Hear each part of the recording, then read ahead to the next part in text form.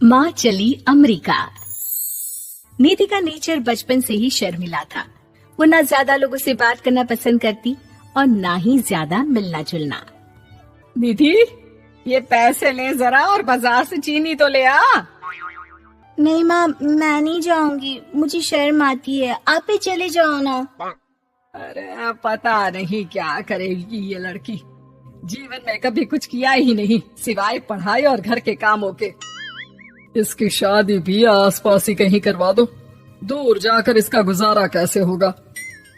निधि सुनती सबकी, समझती भी, लेकिन चुप करके रह जाती।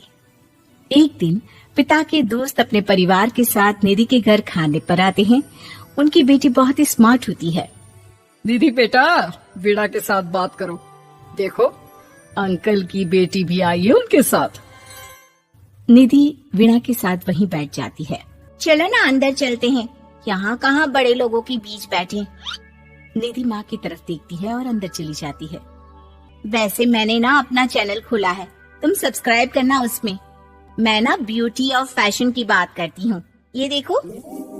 ओह, इतने सारे लोगों के सामने तुम कैसे इतना बोल लेती हो? मुझे तो बहुत शर्म आती है। अरे शर्म कैसी? खैर, सीधी सादी सी निधि, उसकी शादी हो जाती है राकेश से। राकेश एक स्मार्ट लड़का था, उसे घूमना फिरना पसंद था, लेकिन निधि का शर्मिला व्यवहार वो समझ जाता है। अरे निधि, घर से बाहर क्यों नहीं निकलती? लोगों से मिला जुला करो, तभी तो पता चलेगा ना कि दुनिया कैसी है। क्या करना है पता करके? शादी से पहले पापा और अब आप, ठीक है ना? मुझे ज्यादा दुनियादारी में नहीं पड़ना। निधि की जिंदगी ठीक ठाक चल रही थी। उसके 2 लड़के होते हैं, दोनों को वो पढ़ाती लिखाती, उनका ख्याल रखती।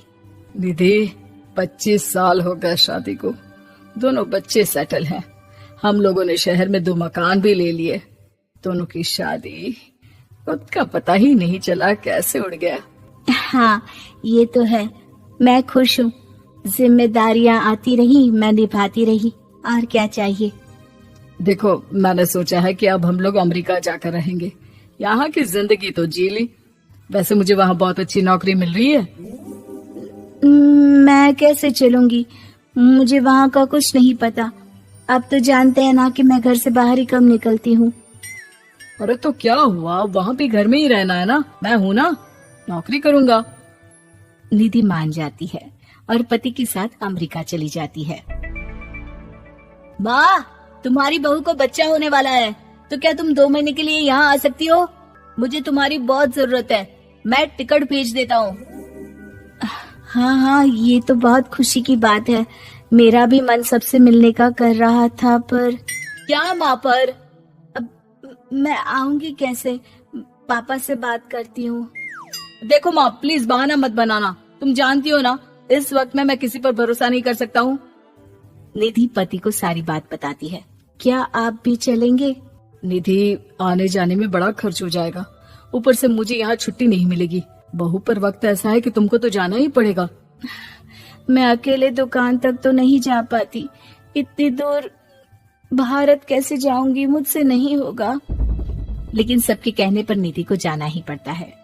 एयरपोर्ट में घबराई निधि एक मुसाफिर से कहती है, मैं ना भारत जा रही हूँ, दिल्ली जाने वाली फ्लाइट। सब मिलकर निधि की मदद करते हैं और फाइनली निधि भारत पहुंच जाती है, जहां बेटा उन्हें घर ले आता है।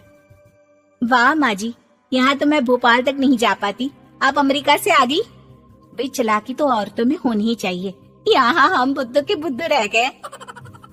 निधि इतनी दूर और लंबा सफर करके थक जाती है, वो चुपचाप बैठ जाती है। बैठना नहीं है माँ जी, बच्चा पकड़ना है, ये लीजिए। और हाँ, घर का काम तो मैं करूंगी नहीं, जानती है ना शरीर कच्चा सा है, तो मुन्ने को सुलाकर कुछ बना लीजिएगा। निधि को बहू का व्यवहार बहुत बुरा लगता है। जैसी भी थी, पिता और पति की हमेशा लाडली रही थी निधि। निधि बेटे की तरफ देखती है। माँ, वो काम वाली कोई मिल नहीं रही है ना, मैं देखने की कोशिश तो कर रहा हूँ, जैसे ही मिल जाएगी वो संभालेगी सारा काम। अरे कैसी बात कर रहे हो? जब पहले मैंने कहा था कि अमेरिका से इनके टिकट में जो पैसा खर्च कर रहे हो उतने में नौकरानी रख लो, तो नहीं, मेरी बात पर विश्वास नहीं था। कि ना ना कोई मेरे बच्चे को अच्छे से नहीं संभालेगा। अब इनका भी खर्चा और नौकरानी का भी खर्चा। अरे ना जी ना, मैं नहीं संभाल सकती।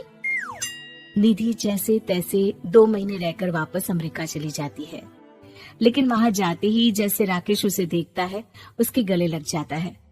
ये क्या हालत बना रखी है निधि, कैसी लग रही हो? खाना नहीं खाती थी क्या? क्या हो गया? निधि पति से कुछ नहीं कहती, बस रोती ही चली जाती है।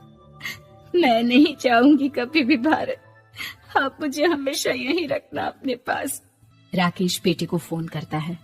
तुम्हारी माँ की जो दुर्दशा करके तुमने भेजा है ना, मुझे पता होता तो मैं अपनी बीवी को कभी तुम्हारे पास नहीं भेजता। पापा, आप तो रीना का नेचर जानते हैं ना, वो माँ पर हावी रहती थी। अब मैं तो ऑफिस चला जाता था, वो माँ पर जुल्म करती है और माँ भी इतनी सीधी है कि चुपचाप सहती रही। मुझे माफ कर दीजिए पिताजी। खैर, राकेश कहता भी क्या, प्यार दुलार के साथ अपनी निधि को संभालने में लग जाता है। लेकिन कहते ना, वक्त हमेशा एक सा नहीं रहता। अमेरिका में ही राकेश की मृत्यु हो जाती है और निधि अकेली रह जाती है। बड़ा बेटा कहता है, माँ भारत चलो ना, हम लोग साथ रहेंगे। निधि को जैसे ही वो सब सीन्स याद आते हैं वो परेशान हो जाती है। समझ में नहीं आता कि पति के बिना अब जीवन कैसे चलाएगी। मैंने सारा जीवन घर का काम किया, घर देखा और जिंदगी चलाई, लेकिन जिस घर में रही सबने प्यार दिया, मैं वहां नहीं जाना चाहती।